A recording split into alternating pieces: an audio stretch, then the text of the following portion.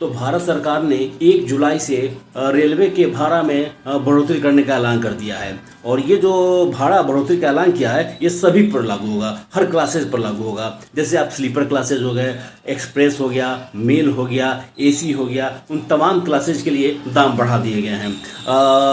मान लेते हैं कि हम लोग पटना से दिल्ली जाते हैं और स्लीपर क्लास से सफ़र करते हैं, और अगर स्लीपर क्लास का दाम 510 रुपये है तो पटना से दिल्ली जाने का भाड़ा जो है वो हो गया है 520 रुपया। उसी तरह से मान लेते हैं कि हम एसी थर्ड क्लास से पटना से दिल्ली तक का सफ़र करते हैं तो 1365 रुपया से बढ़कर दाम हो जाएगा उसका 1385 रुपया। और एसी सेकंड क्लास से यदि हम सफ़र करते हैं पटना से दिल्ली का तो 1940 रुपये से हो गया उसका दाम 1960 रुपया। तो ये जो है अब जो है मतलब भाड़े में बढ़ोतरी कर दी गई है।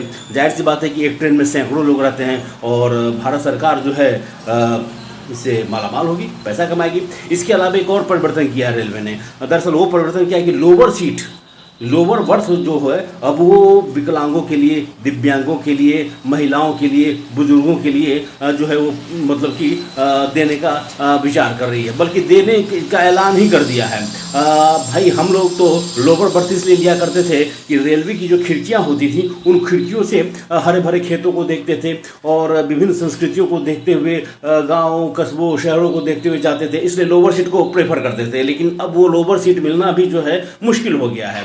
अगर आप की उम्र 60 साल से ऊपर की है तो लोअर सीट पक्का आपका हो गया। अगर आप 45 साल से ऊपर की महिला हैं तो लोअर सीट आपके नाम हो जाएगा, और यदि आप दिव्यांग हैं तब तो कन्फर्म है कि लोअर सीट आप ही को मिलेगा। तो ये हालात हैं। भारत सरकार ने इस तरह के कई परिवर्तन कर दिए हैं। नमस्कार।